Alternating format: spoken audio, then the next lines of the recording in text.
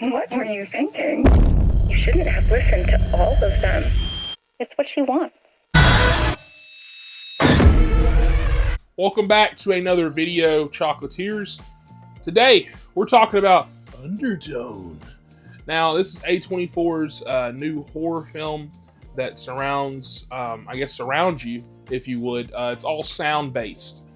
You have a paranormal podcaster who, her and her other friend, who you actually never see in the film, are going through these 10 tapes that they've gotten from a suspicious email. And in the tapes, you have this young couple who is seemingly being haunted, and they're kind of just trying to get all the way to the 10th tape. So I kind of ironically thought about 13 Reasons Why when I was leaving this film. I was like, so this is, it's like you trying to get to that last episode, trying to be like, oh man, what was that last tape, right? And so I feel like this film, and I just want to go on and tackle this too. We don't need the Billy Badasses in the comments to be like, I actually wasn't fucking scared. And I did that little Giga Chad. No, we don't need all that. I know. Every single time there's a horror movie, it could actually be something genuinely scary.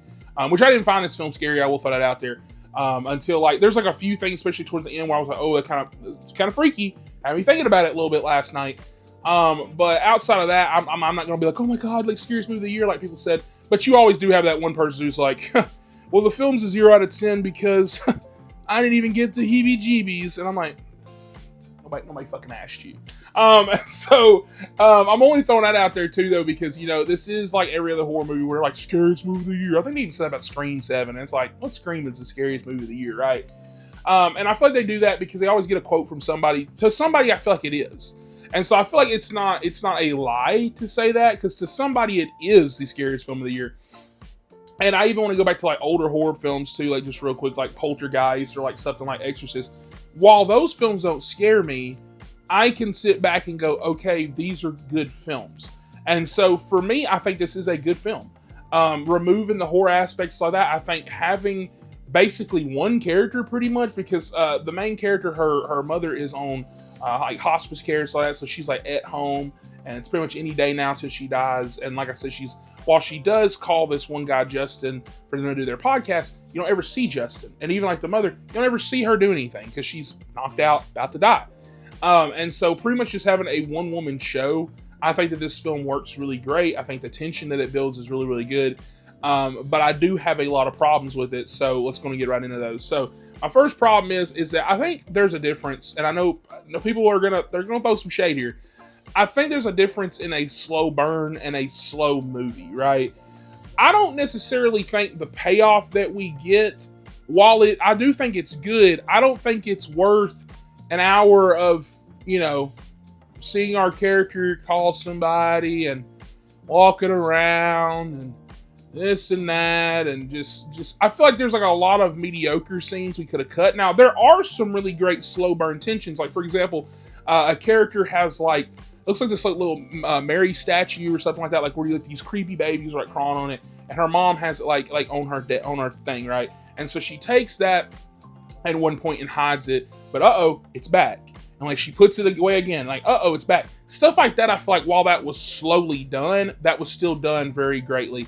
Even them listen to 10 takes, it takes I want to say basically a week for them to get through these. And so when they listen to the first 2 or 3, they take a break, and it's 2 days later till they listen to the next few. And so even that, you're kind of building tension really great there. I felt I felt like this director really did a great job on that, because even while there were some what I felt like was some boring scenes, you're still not fully bored, because you're waiting going, oh man, oh my god, is it the day where she's gonna you're waiting for the next tape, you're waiting to hear this stuff. And like I said, for this to work on sound, for it to not show this couple, or to even even like that, you don't even know what they look like, you don't see a picture of them at all, I think works really well. I think it also works really well that both of our technically main characters are very different. You have our main character, who is a proud skeptic. You could show her straight up, an angel could come to her in the night and carry her off like Peter Pan and Wendy, and she would still be like, this isn't real, this isn't happening. And you got the other guy who's well, this is weirdly coincidental that we started talking about Baba Black Sheep and the next tape started singing it really creepily in reverse. He's like me. He's like, maybe we should stop. Okay. And I feel like back to the horror element too, while like I said, I heard a lot of people like, oh, it's not really scary, not really scary. I think it's scary for certain people. What I mean by that is that if you are a pregnant woman, I wouldn't go watch this. If you are a mother, I wouldn't go watch this.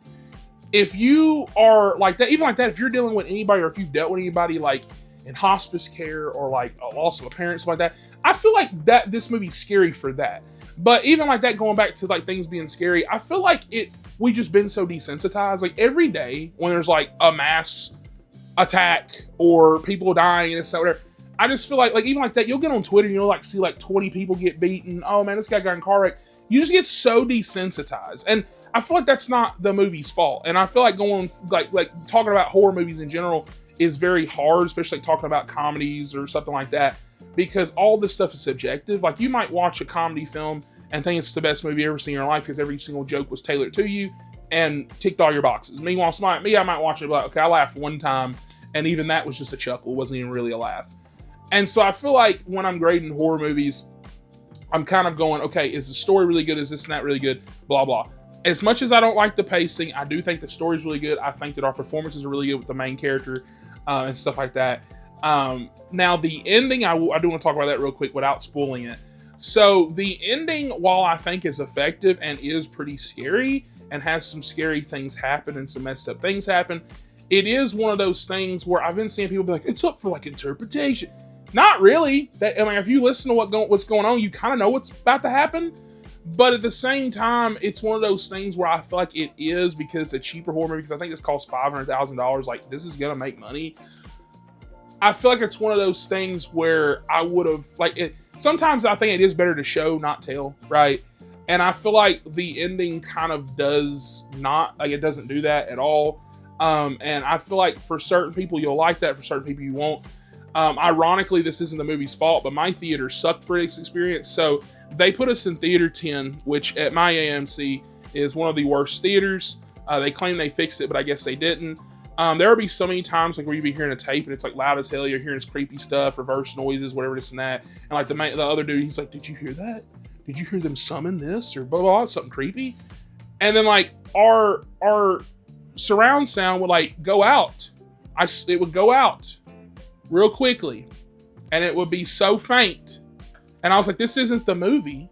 I was like, that doesn't make any sense. And then it would cut back in. So there's probably some stuff I missed. That I'm just going to be honest with you right now. That's not my fault. That's not the movie's fault. This is AMC. AMC theaters, my AMC sucks. It really does. And so that's why I think I might be a little bit more lenient than some reviewers, because I feel like there's so many times where the character's like, did you hear that? And I'm like, buddy, our volume cut down for some fucking reason. No, I didn't. And so I'm just taking his word for what he said he heard. But I feel like if you saw this in a group experience like me, I saw it with two friends. They really enjoyed it a lot. They enjoyed it a lot more than I did. If you see it with a group experience and you're going with a theater doesn't cut down its volume back and forth by accident, if you actually go to an actual good theater, I think this is a fun time. I think it's one of those ones that's going to be a fun time one time. I don't think rewatching this, I'll be like, oh my God. I feel like it's going to be even slower because you're just waiting to get to certain points in the movie. But I think for a first-time experience, for a first-time director, I think that this is a pretty great start. This is better than a lot of first-time directors' films I've seen. So with that, I'm going to give this movie a 7.5 out of 10.